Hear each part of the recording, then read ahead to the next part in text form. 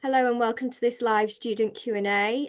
We'll just wait for a few moments to allow the rest of the participants to join and then we'll get started.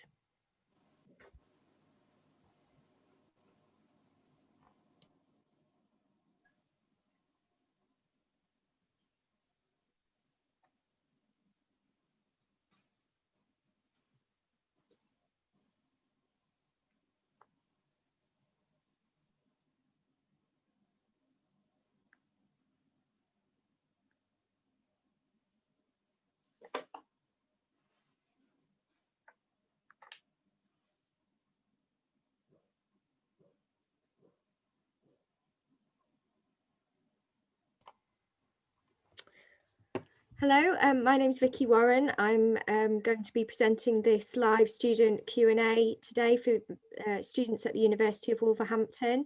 The subject of this Q&A is around the new national restrictions that came into place from the government today, Thursday the 5th of November.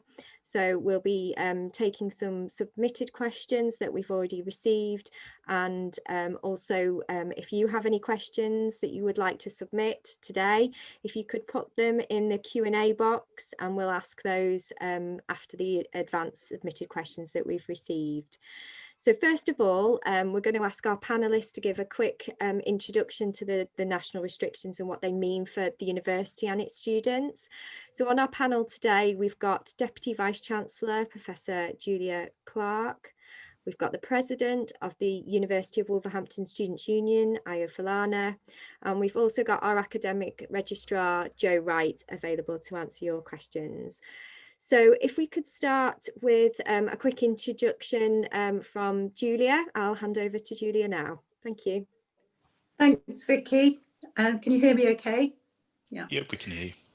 Great. So I'd like to start by just recognising how difficult this is for all of us. This is a situation that we didn't want to be in, going into another set of national restrictions that are impacting so adversely the ways we're living, working and studying. In terms of where we are now, so with regard, when we had the lockdown in March, that was a lockdown. Universities were required to close activity on campus and move everything online. With this new set of restrictions that are coming in now, it's been made very clear that the government wants schools and universities and colleges to remain operating using a blended model. What they have asked us to do is to consider working with the regional health authorities, the level of risk around on-campus activities and whether we do need to move more teaching online. What I would say is at the moment, levels of transmission are low on campus relative to the region.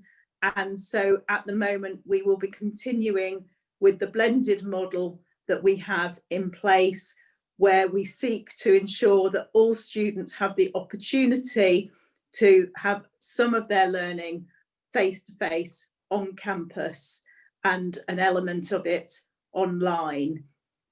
We recognise, however, that many students might feel it's not safe for either them or their families for them to come onto campus. And where that is the case, we've given students the option to see if their programme allows it, because not all programmes do, because they have a practical element, but if their programme allows it, for them to have all their learning online. So there is an opt-in for students to do that. I think it's important to say that opt-in isn't indefinite. So if a student wants to opt in because of their circumstances at the moment or anxieties at the moment, then that's fine. They can choose when they wish to opt back into a blended model. The government has been very clear that students who live away from their normal home address, so students who have a separate term address, should not leave their term address to return home during the restrictions, so over the next month. There have been changes announced with regard to face coverings. Face coverings will now be required in classroom settings as well as communal areas. There will be potentially certain teaching activities where that is not feasible because of the nature of the teaching activity, or we do know, of course, that we have some students who, because of ongoing health conditions, are not able to wear face coverings. But the general rule is that face coverings will now also be required in classrooms. You may have noticed, if you have been on campus today, that there have also been put in place, again, this is the national requirements, further restrictions around cafeterias, and we can now only offer an eating out and drinking out option. So there's no consumption on the premises. So that's where we are. As I say, recognise that this is a really, really difficult time for our students. We have increasing numbers of international students who have arrived at the university, who've gone through quarantine, and who are, we've got other students who are having to self-isolate, and it is a really, really difficult time for everybody. We're absolutely doing the best to provide the best quality provision that we can. I would like to take this opportunity to say a massive thank you to my colleagues. The amount of work, the hard work that has gone into moving significant elements of our provision online should not be underestimated. And thank you to our colleagues for doing that. Thank you also to our colleagues who are working hard to support students during these really difficult times. And I know that we won't always get it right. It's not going to be perfect, but I want to assure you we are absolutely trying to do our best for all our students in the difficult circumstances that we are facing. Thank you, Julia. And just to say, this is actually being recorded so that we can share it afterwards with other students and with the rest of our communities. So just to let you know. Next up, we've got Io Falana, who's the president of the University of Wolverhampton Students' Union. Io, are you okay to take over and give a little introduction to the support the Students' Union have been providing, please? Thank you very much, Vicky. Really appreciate it. And thanks to all the students who are listening to us today. My name is Aya Falana, and I'm the Student Union President. I'm just here today to be able to answer a few questions that students might be able to have, or concerns they're having around the second lockdown and what the Student Union has been doing with the university to work with the university to ensure that every student at the University of Wolverhampton is having the best learning and teaching environment for their studies. So there have been a few things we've been working with the university with, i.e. we've been working with them on timetable issues. We've been working with them on international students coming into the country for quarantine, and how we could be up to them for them to be able to quarantine effectively and follow national guidelines. And we've been working with them as well for our students that are isolating, and they've been providing foods for them which are free, and laundry services as well. And as well, there's been other things we've been doing to improve form of our community. We understand that while you guys are learning at the university in such a very difficult time like this, we need to build up community for our own well-being and mental health. So we've been building societies as well and raising profile of our societies at the University of Wolverhampton Student Union. And also other things we've been doing as well, we've been trying to work towards how we could get food for our students that couldn't have food, that don't have access to food during lockdown and over the Christmas period as well. So these are other things we've been working with the university to ensure that your learning and teaching at the university is not adverse negatively. And I know some students have been asking questions about timetable and value for money, but we're more than happy today to be able to shed light on those questions and reassure you that we're always going to support you from the student union. Thank you very much. Thank you, Ayo.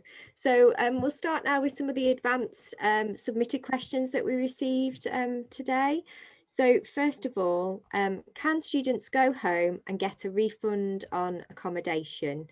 Julia, are you okay to answer that one? So the government guidance is that students at the moment should not be moving their residence. So if students are in accommodation in Wolverhampton and Wolverhampton or Walsall is not there, or Telford is not their hometown, they should not at this point be seeking to return home. Thank you. Next, as we are going into a second lockdown, would you consider a partial tuition fee refund for all University of Wolverhampton students? So I understand why students you are concerned about this. However, what I would say is, as a university, as I've indicated before, as all universities, we are still offering what we believe to be an excellent student experience in terms of teaching and learning. I'm fully aware that in terms of a broader university experience, as I said before, this is not how people would want their lives to be in terms of the restrictions on broader social activities. So in terms of the question around fee refunds, there is the national position on this is that universities are still offering tuition, and that is of a good quality. So therefore, we're not in a position to be looking at refunds at this point. Thank you, Julia. The next questions are around student support. What is happening with student support and well-being? The only support available is online, which is not working for many students, as a one-to-one 1-hour session is being spent with technological issues or students trying to explain the task to the tutor with little or no progress being made. So what we are actually trying to do at the moment is look at, so we have got some student support is on campus already, so I think that's important. So there's a lot of support within the libraries, for example. The academic coaches, we're currently looking at how we bring some of the academic coaches back onto campus. We've had the welcome points open for the duration of this term. So what we can't offer is one-to-one appointments on campus, simply because we need to be managing the COVID security of the campus. So in terms of one-to-one support, that does need to be mediated online. I'm sorry that people have had the technical problems, and I think we need to look at that to ensure that we are still, once those have been resolved, if those have been resolved, that we provide the support that they need online. So I think if people have got particular concerns, it would be really helpful if they could contact us and let us know, what that specific concern is. Because obviously in terms of student support, that's a very broad heading. So in giving my answer, I'm not clear on what the specific issues are with regard to this one. So I think it sounds as though somebody's been having problems with accessing the support they need. So I think if they can contact us to ensure we can do that. Thank you, Julia. Ayo, I don't know if you want to add to that answer. Yeah, thank you very much. In terms of that, I think there are various supports we have at the SC, one of which is the our HAC department, which is Advice and Representation Center, which gives students advice and our advice center is still running as business as usual, and is our advisors are free and they're professional and it's independent of the university, and they're confidential as well, and they deal with issues ranging from extenuating circumstances, academic misconduct, housing issues. All of this we are still doing and we're still performing at the student union. So students are still more than welcome to access those services which are free for students, and we'll be more than happy to always support students. I know it is very, very difficult in a time like this, but all we can do is to stay forward and stay positive together. And I know we're gonna pull the through together. And also, although we still have our societies as well, which is still up and running. And one of the things we're currently working on at the moment was a majority of our students was clamoring for student radio, which we're forming a student society, and many students are more than welcome to join the radio society to be able to form a community from here, and we can always increase our engagement via that. So there are other various societies as well which students can also join for their well-being and mental health as well. And we also have our Well Laos event as well. Well Laos is to look at the well-being of our students and to look at ways to be able to manage the stress that comes with the lockdown as well. So all the services that the SU has been rendering to students before lockdown was to be available to students during lockdown. And you can always access us on our website as well. So that's all I have to say in terms of the SU support for the well-being and work for the well-being of our students. So thank you. Thanks, Io. A linked question that we've received is around there is a lack of forthcoming mental health and wellbeing support, especially for students living in halls who are feeling very isolated and vulnerable. Julia, do you want to take that first? And then Io, if you've got anything to add, you can follow. Yeah, pardon me, sorry. I am really sorry to hear that people are feeling isolated living in halls, and I appreciate it is a really, really difficult time. You're in a bubble in your hall. If you're a student new to university, there might well be people you don't know, and so it can be very, very difficult. We are putting in a lot of support for students in terms of their mental health and well-being. So, for example, where students are having to isolate or quarantine, we've been providing support and resources for those students. We have also, a much broader picture in terms of mental health support. I think the key thing is, please do reach out if you feel that you need support, because support is there through the university.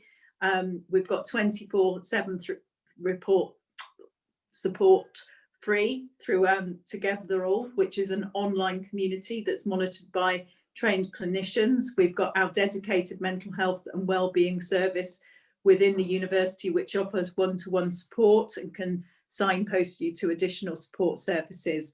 I know also that our academic coaches, the chaplaincy, have all both been doing a lot of work to try and ensure that students don't feel isolated. So providing online activities and groups to support them. So please, if you are feeling isolated, if you are feeling vulnerable, please absolutely reach out so that we can help you. We do have the website www.wolve.ac.uk/support, which will help provide you a way into those links. But please reach out if that is the point, because absolutely, I think all of us have found this situation really difficult, but it's much more difficult for some depending on their circumstances, and nobody should feel in any way embarrassed about asking for support. Thank you, Julia.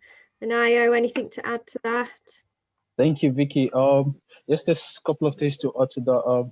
In addition to what the university is doing as well, we have our our wellbeing team at the SU, the student can always reach out to us. For especially for students living in the house, I know they have their school reps and their course reps to be able to help them in with their academic issues. I think one of the things Julia and I are currently working on is to have student accommodate all reps to have accommodation reps to be able to get feedback on how we could help students living in the accommodation. So we're currently working on that and we'll be able to help students better.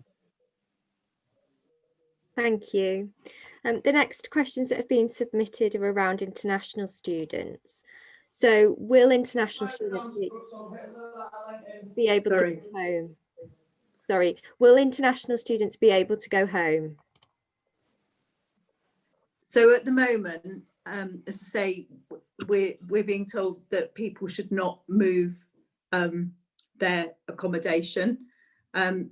So we're obviously waiting to find out what will happen at the end of this period of national restrictions.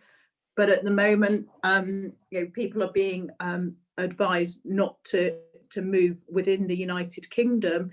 In terms of students choosing to go home, I think if that's the case, we would need to support them by taking advice on the possibilities of that and what that would mean. And I think it would probably differ in different cases depending on which country the student is from. Joe, I don't know if you want to say anything more on that. Yeah, I think that's right. Just I think to take a cautious approach, and if you're in any doubt about whether or not you're eligible to travel, to speak to the UKVI visa support team in the registry. You can email them on visa-inquiries@wlb.ac.uk. So I would advise to check with the visa team before you actually undertake any travel. You run the risk of not being able to come back in without quarantining again and missing too much of your studies. Thank you for that. And the next question actually might be one for you, Joe, while you're there. It's a student who's arrived in the UK a few days back and is obviously quarantining, which they should complete by the 15th of November. Since there is a lockdown in the UK, I want to ask about collecting the BRP and completing physical enrolment. They said that they've done online enrolment already. Do they need to book an appointment and come to the university for that?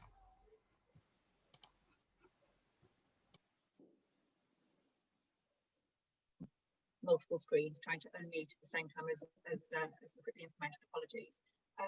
No, the BRP can be collected from the post office, and you can upload your documents onto eVision. You do not need to enrol on campus. You need to access your timetable. You need to fully enrol online, and then you can access your timetable via MyWLB, and then you will be able to engage in your sessions, in live sessions with members of staff. With your tutors. Some of those might be virtual online and others of them will be in the classroom, but you mustn't come into the classroom sessions or onto the campus for any reason until after that quarantine period is finished. Thank you, Joe.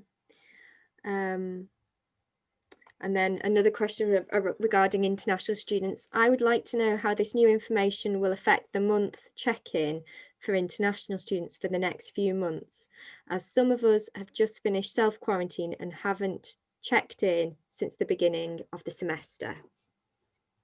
Yeah, so we have a new system this semester that we're no longer using the physical signing card where you have to get that signed regularly by your tutor because of the safety risks with handing backwards and forwards physical signing cards. We have a new system in place for this semester whereby your tutors are monitoring for any absences by international students. Now that doesn't mean to say that you'll be in trouble if you miss one session, but that data is all being recorded. If you miss a session, that information is recorded, and then the visa team are just checking on a regular basis that there's no sustained absence by an international student. So long as you're engaging in either your in your teaching activities, whether they're online or on campus, you don't need to do that physical people check in every month. We're monitoring your engagement through those channels instead. Thank you. The next set of questions are about at-risk people. So I would like to know what the new restrictions mean to immunocompromised people who were asked to shield completely during the previous lockdown. Julia, would you like to answer that one? Yeah, so that's a really good question, because it has the kind of guidance has changed somewhat. So we haven't had a return to shielding.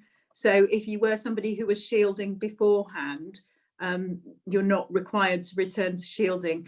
However, the government, in the guidance that I keep referring to as guidance, it's regulations that came out after the announcement on Saturday, does distinguish between vulnerable and excessively vulnerable people. And if you fall into and vulnerable now includes people who are over 60, and if you fall into those categories, you are advised to consider how you reduce your contact and your going out and about. So what I would suggest, if any students who are concerned about their own vulnerabilities in terms of their health, whether or not they fall into the government classifications, is that you should contact us to see, you know, if we can move all your teaching to online, if that would be better for you, because you know you shouldn't take risks with your own health. Equally, it may not be your own vulnerabilities. You may have people within your family who are vulnerable, and you may want to protect them. So if you do fall into that category, please do contact us to look at whether we move your teaching to fully online. Vicky, could I add something? Yeah. I just think it might be helpful for students to explain what we're doing when they contact us in that respect. Yeah. Because there's a difference.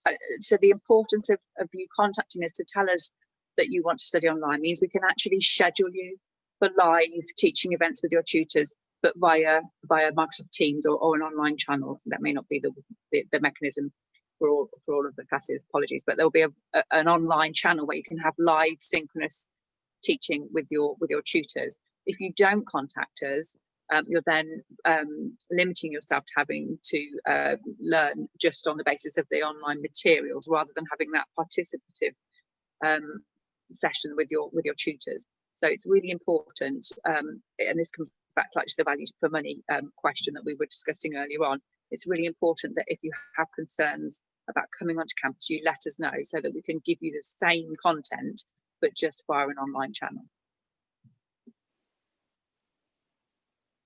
Thank you, Jo.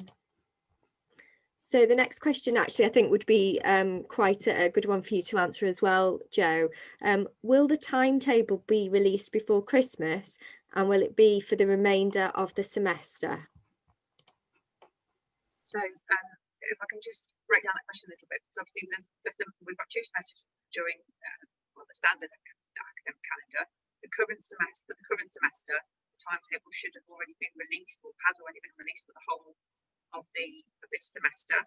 So if you're not seeing that timetable for the whole of the current semester, then you need to get in touch with us either via any Vision Help desk, or if you're confident that you're already fully enrolled, then you can email timetable@wlb.ac.uk to see why your sessions aren't appearing. In terms of the release before Christmas, we will be releasing the semester 2 timetable before Christmas. The plan is to release that in the last week of teaching before we close the Christmas, so before the 18th of December, and that will cover the whole of the second semester.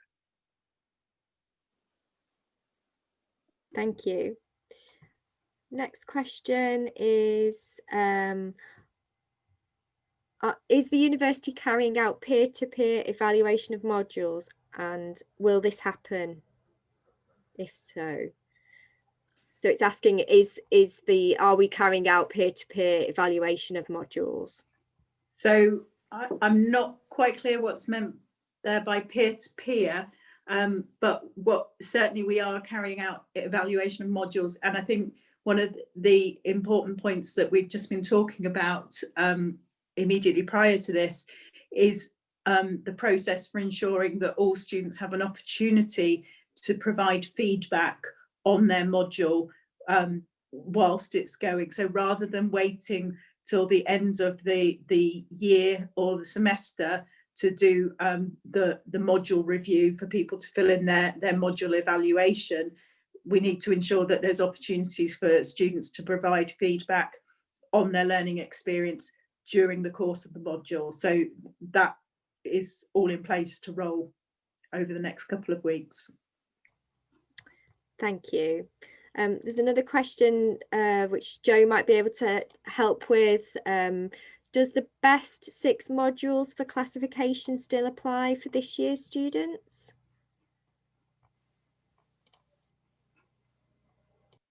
Sorry, I forgot to unmute. So it's not strictly speaking the best 6 modules. What we did in this year for students who were classified at the end of the last academic year was to reduce the requirement to exclude 60 credits from what counts towards classification. So normally it's the best 180 credits across levels 5 and 6, which are the final 2 years of your undergraduate degree. We reduced that to the best 120.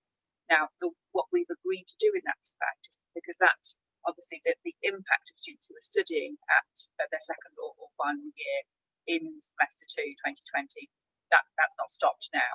So all of the students who were studying in their second or third year, at levels 5 and 6 specifically, in last semester 2, in the previous semester, their records have all been marked up. So those students will get the temporarily revised classification. If students weren't studying at those levels during the last semester, then they will get the normal regulations. And that's specifically so that impact of the first lockdown in sort of March, April is taken into account. Thank you. Next one is about car parking. Will parking at Walsall be, I think it's parking charges at Walsall, be scrapped until the pandemic is gone? We've certainly announced that we're putting on hold the changes to parking charges for this academic year. I would be loath to say about when the pandemic will be gone, sadly. Indeed. Yeah, but no, for this year that's been put on hold, so people aren't being charged for using the car parks. Thank you, Julia.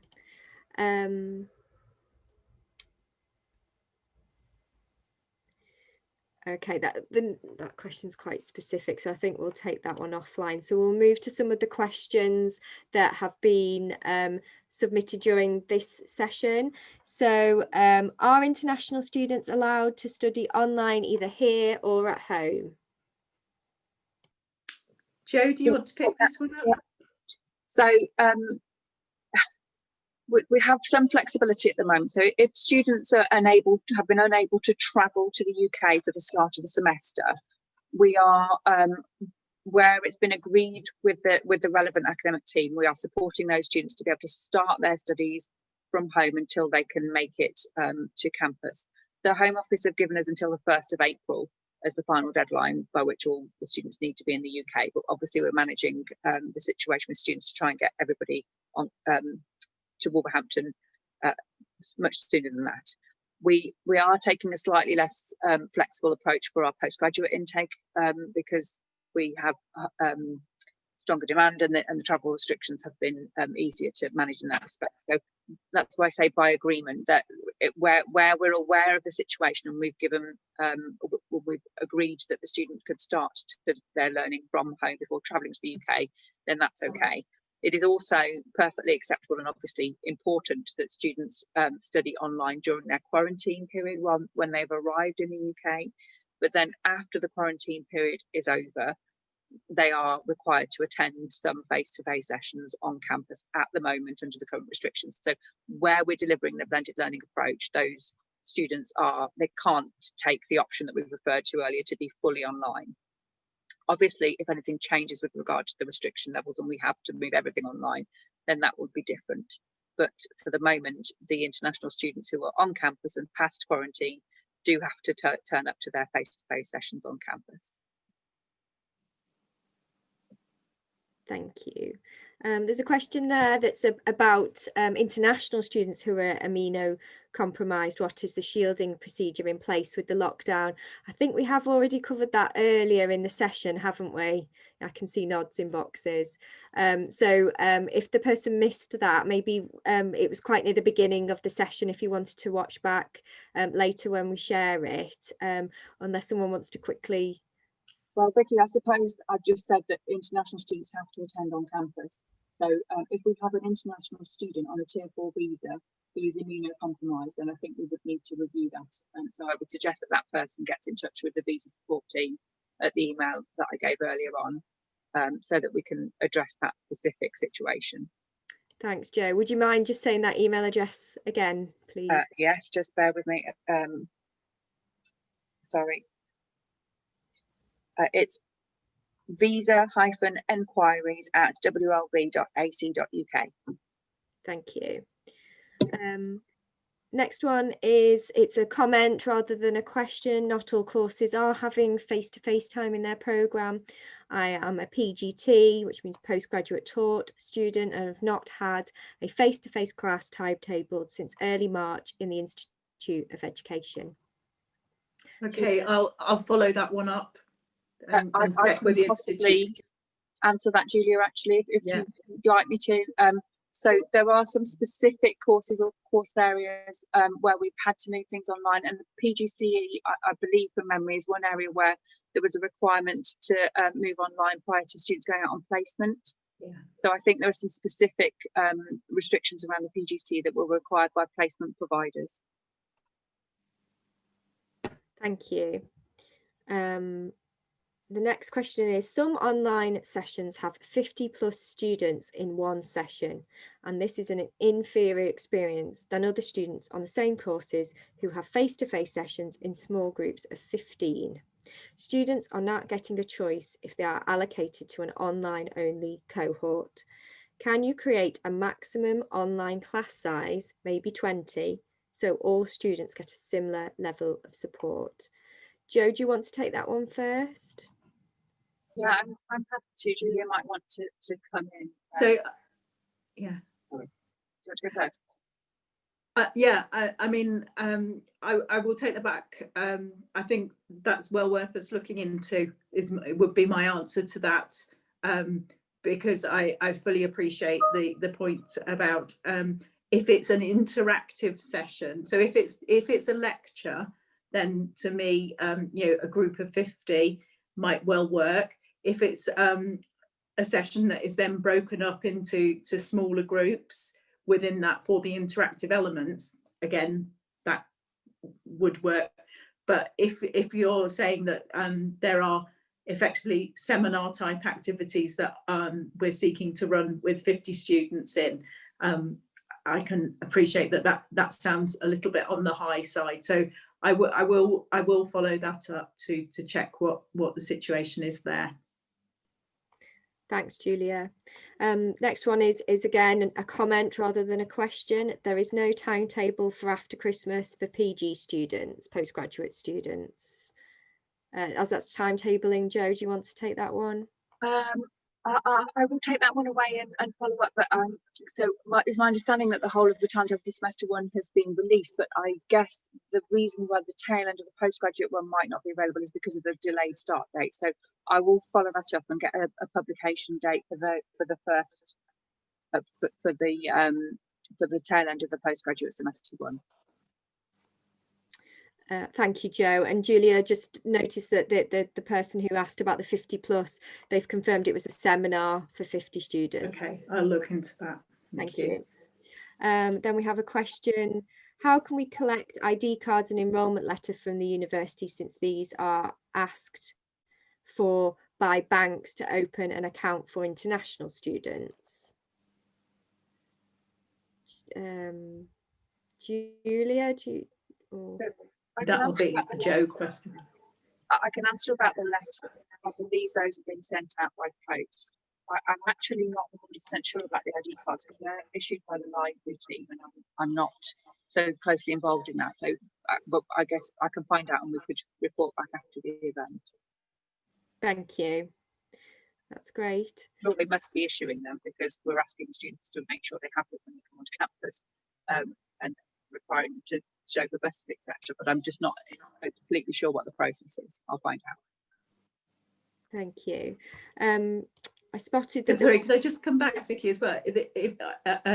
Please don't feel you have to identify yourself, but the individual who mentioned the issue of 50 students in a seminar group, if you could just let me know which school or institute that's in, that would be really helpful.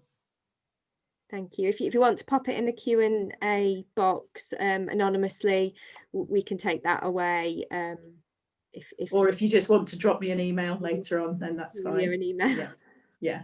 Business School for Large Seminars, Julia. Yeah. Okay. Thank you. Thanks very much.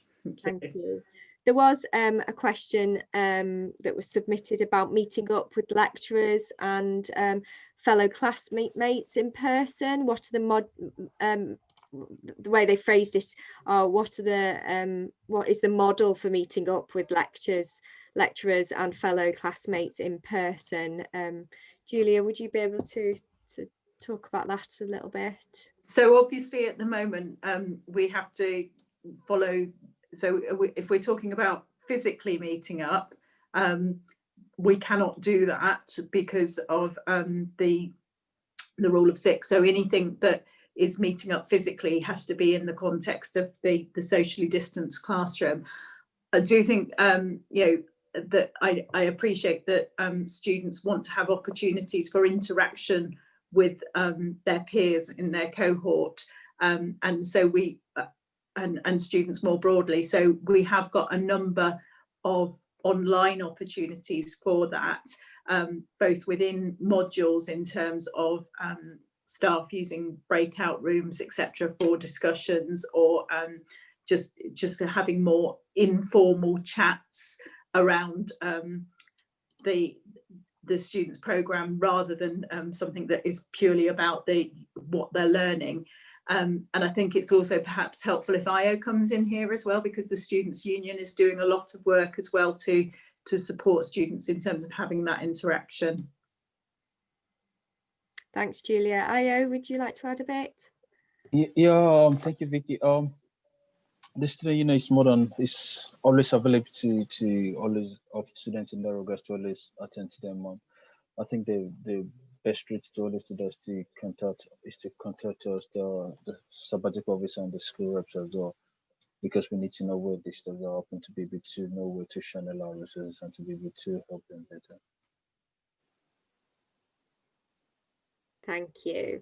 That's all the questions that we've had submitted in advance and during the session so far. If anyone that's part of the that's here now, if you've got any final questions that you want to pop into the Q&A, we can put those to our panelists. Julia, I don't know if you want to say any closing remarks. I'd just like to say thank you to everyone who's taken the time to come here today and to ask questions. I think it's really important that people feel they are able to ask questions, and one of the things we need to look at is how we ensure that there is that opportunity for Q&A on a more ongoing basis. So Vicky, I don't know if you've got any comments about how students can provide comments or feedback more generally. But ahead of that, again, I would just like to say thank you to everybody, and thank you, for the tone of the questions. And I think students understand generally that this is that colleagues are really trying to do their best in these really difficult times. And I think the points that Joe made about, for example, students who are about to go out on placements in the Institute of Education, our students in health, we know that there is a significant responsibility on you as well, in terms of the professions that you're going into, that you're already working in terms of the impact of COVID. Similarly, we know that many of our students have been personally affected, either themselves by the pandemic in terms of the virus, but also in terms of the impact of the response to the virus. So we're very aware that times are very, very hard for a lot of people. So again, the Students' Union and ourselves, we are trying to do all we can to support students. So we've looked very carefully ever since lockdown in terms of expanding our hardship fund. We've put in place resources to support students who don't have easy access to laptops, for example, through our laptop loan scheme. That again is one of the reasons we're really, really keen to keep a presence on campus, so that students have the opportunity, if they need it, to come in and study on campus if that's not possible for them to do in their home environment. So we recognise it's a really, really difficult time, and it is really important that we pull together as a community during this time. Thank you, Julia. I think there was another question. I just answered that question in the chat, but is it better if I say that out loud in case anybody didn't see it? Somebody was asking how they find out the name of their personal tutor or course leader, and I've typed into the chat that the name of your personal tutor should be visible to you in your eVision, if you log into eVision in your profile. If it's not visible, it may not have been allocated yet, but it should have been allocated by now. So if there's no name visible, then if you raise a query to Faculty Student Services via the eVision help desk, they should be able to clarify that for you, but it should be displayed on eVision. I'm less clear about the course leader information, but I assume that will be visible somewhere on Canvas. I don't know if you know, Julia, but we can confirm that afterwards if needs to be. Yeah, and if not, ask one of your module tutors. They will be able to tell you. Thank you. And I'll pick up the communication point at the end, but Io, do you want to say a few words in conclusion as well? Thank you very much, Vicky. First and foremost, I want to say a very massive thank you to everyone here today, to all the students, to all the members of the panelists. I think a lot of students, a lot of you have been disadvantaged in a way. Have been affected rather by the pandemic, and majority of people, their families have been affected by the pandemic. But all I always say to you is to reassure you that we're always going to be here for you, to always put you at the forefront, at the heart of every decision that we make at the university.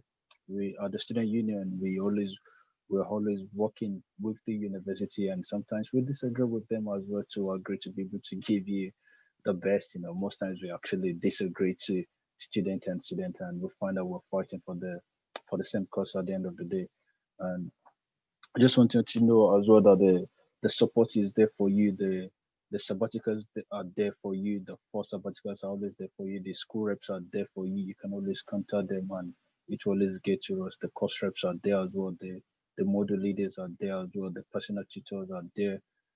You can always go to this avenue and make anything you think is not going right. You can always channel it to them. Go to the Student Union website. Email me. Email the offices. And we're looking forward to the reps, to the residential reps as well, to be able to have residential reps and be able to give you the best learning and teaching experience at the University of Wolverhampton, and to always support you and to make sure you're fine and you have a very positive time in your time at University of Wolverhampton. And thank you very much for today, and we hope to do more of this, to be able to get more views from you. And thank you very much. Thank you, Io. One more question has come in while we've been doing that. Will Burton campus ever reopen? Julia, do you want to give an update on Burton? I'd have to take that away and check. Thank you. Okay, we'll take that one away and get back to you.